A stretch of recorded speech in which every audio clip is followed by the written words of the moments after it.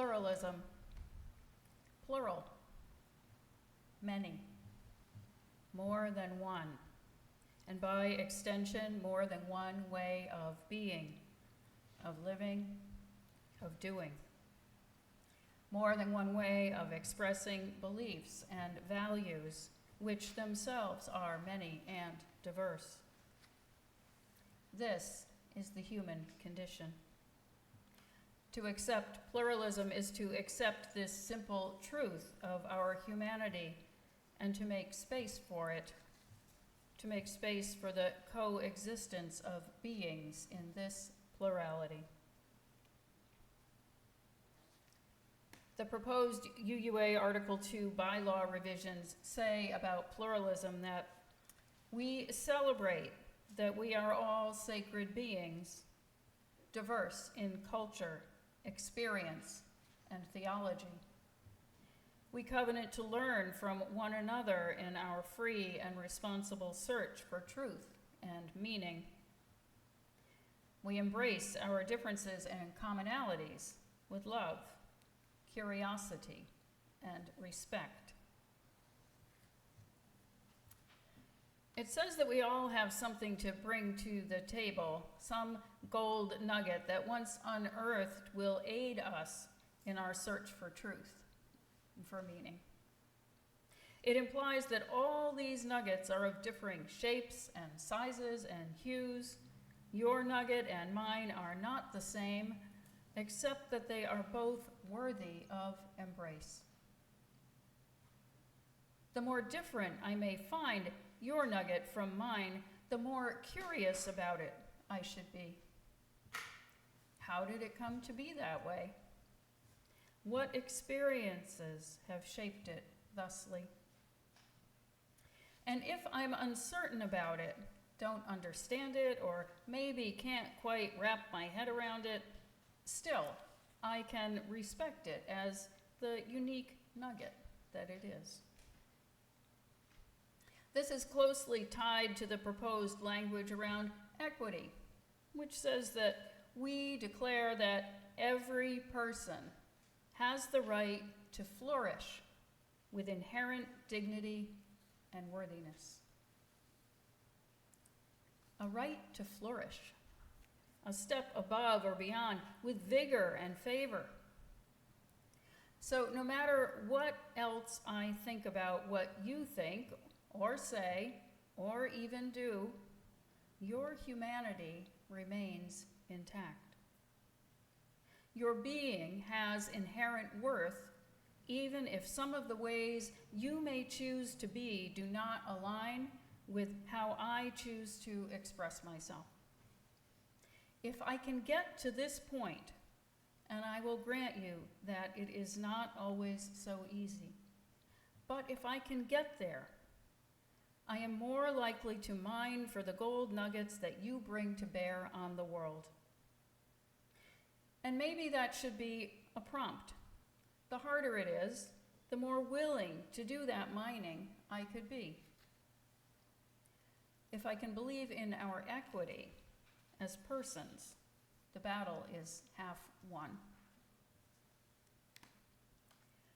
We've come to a place in our society where such making of space has become increasingly difficult. David Brooks, in an August article in The Atlantic entitled "How America Got Mean," suggests that we are currently coming of age in a world that is morally inarticulate and self-referential. We are focusing on our own shiny gold nuggets with no regard for any others. We have forgotten, or as he says, have not been taught in recent generations how to act around difference.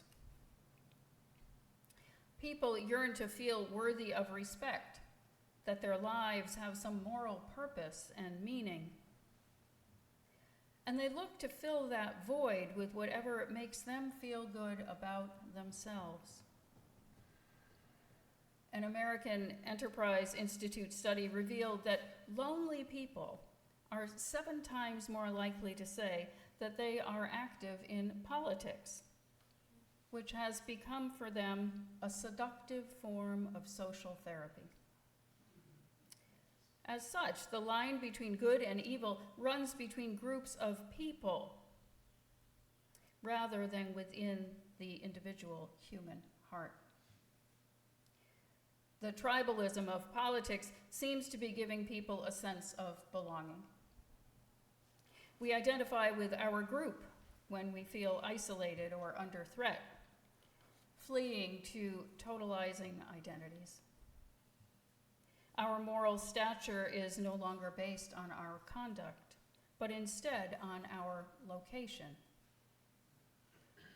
Morality is equated with like me, and those who are unlike me, who identify differently, be that gender or political party or style of politics or what part of the country we are from, are cast as evil.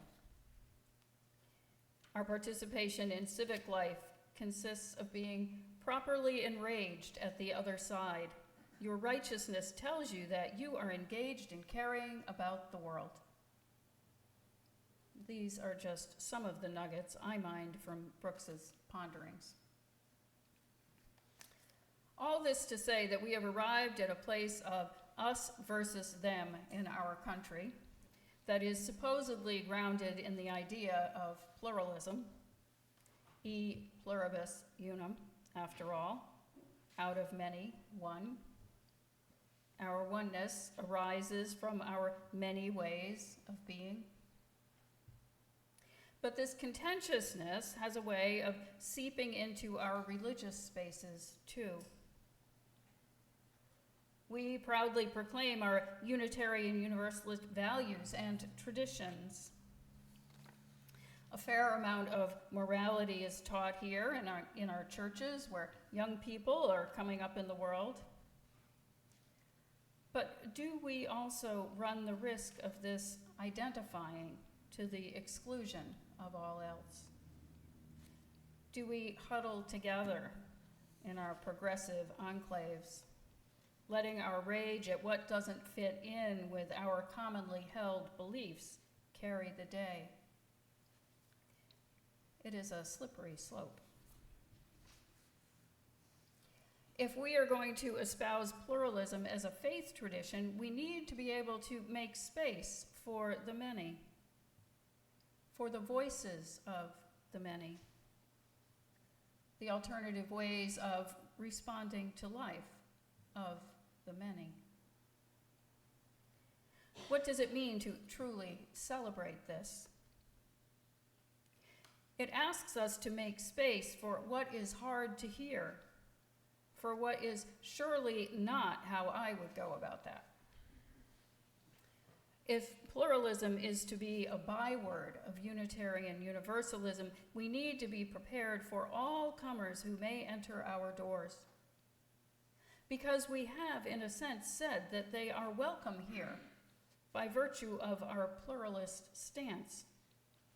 And we can expect difference to cross our threshold.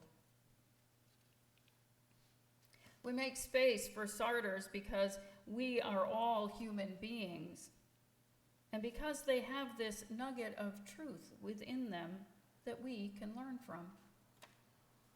To be inclusive is to be willing to be changed, to let our nuggets be shaped over and over again as they rub up against the others.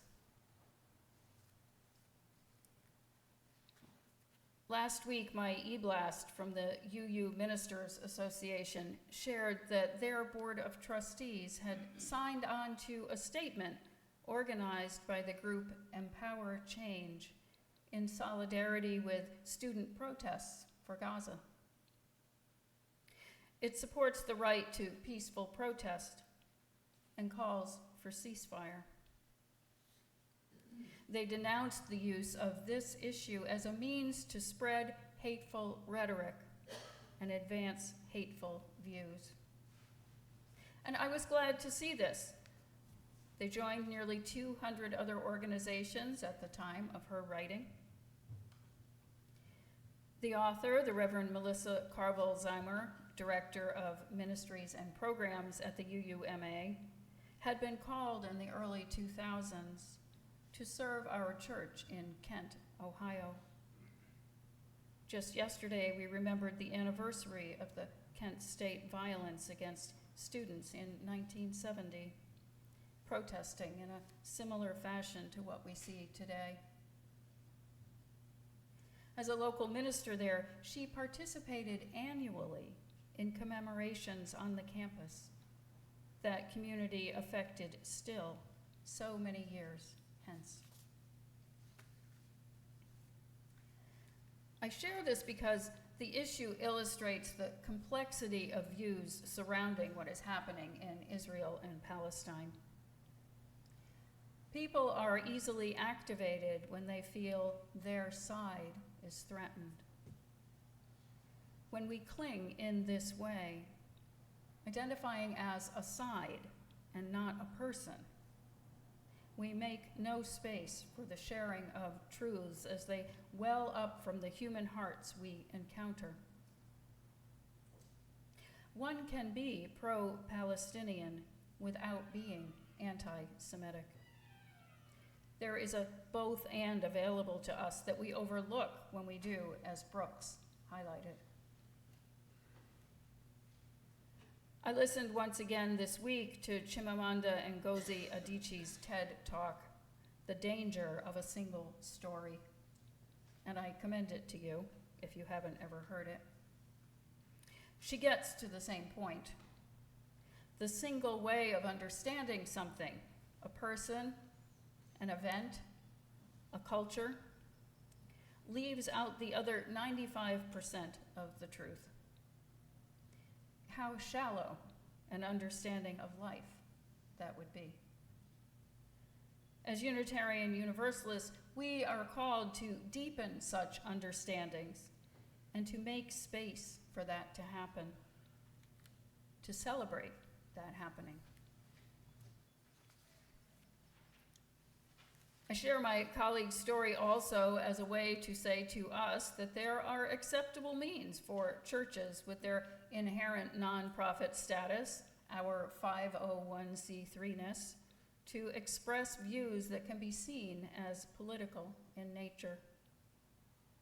Our UUA has a lengthy document that outlines what is and what isn't acceptable, and by acceptable I mean legal per the IRS, when it comes to such expression. I reviewed it again, and while there are some intricacies to it, what I have followed all these years is a good baseline for us. We, UUMH, should not throw our backing behind a political candidate or a political party. It is fine to back an issue that we find aligned with our values or to support the democratic process as we have affirmed in our principles for many years. And by we, I mean the whole of us. And we would need to do some work to determine what the whole of us believes in any given circumstance, an exercise that would likely be good for us if we were up for it. A finer line comes for me in particular as the minister, whether I'm standing up here or on a street corner with a sign in my hand, because I am associated with this place and could easily be confused as representing this place when I make a statement. It is important to be cautious about that, to state clearly that my views are my own and not necessarily ours. And this goes for any of you also who could be confused with the organization in a similar way. If we follow these basic guidelines, we will be okay.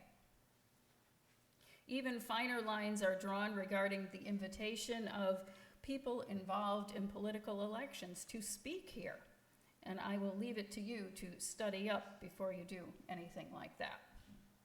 But there is value in inviting opposing candidates, bowing to pluralism. This is an election year in a polarized time, and we need to be mindful of how we proceed. But back to this idea of celebrating pluralism within these walls. If we are going to say we do this, we should be prepared to do so. And if we believe in this inherent worth, this sacredness of each of our gold nuggets, which I believe is the case if we really search our hearts, then why wouldn't we want to be that open place that intentionally makes space where different views can coexist? The more I reflect on this, the more I come to believe that pluralism and equity call for grace on our parts, each of us. No one can earn the favor we offer. It's not something based on any behavior or belief. It is a baseline for human relationships, a starting point. In our reading this morning, Black Elk's vision saw all these interconnected circles of being, all of humanity, all peoples, as gathered up into wider and wider circles, a oneness of all existence.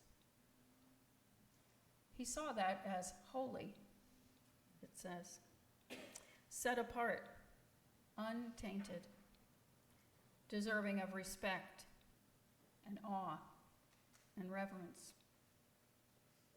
An understanding of humanity grounded as such is an ideal and may feel hard to get to, exacerbated by the times we live in.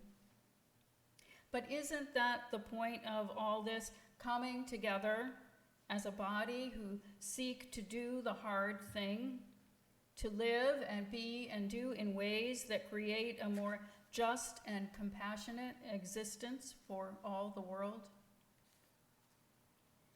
If we are nothing else as Unitarian Universalists, we are justice-seeking people, and we have declared it a part of our mission to be so. When I visited Thelma yesterday, I told her what I would be talking about this morning, since she wouldn't be with us on Zoom, as she so faithfully always is. And we agreed that it's a lot for a 15-minute talk. She wished me luck.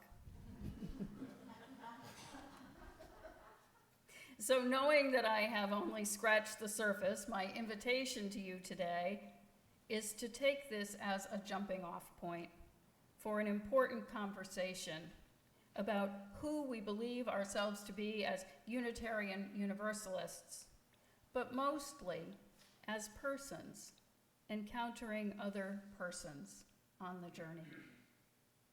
May we make space in our hearts and lives and here where we gather for the many ways humanity expresses itself.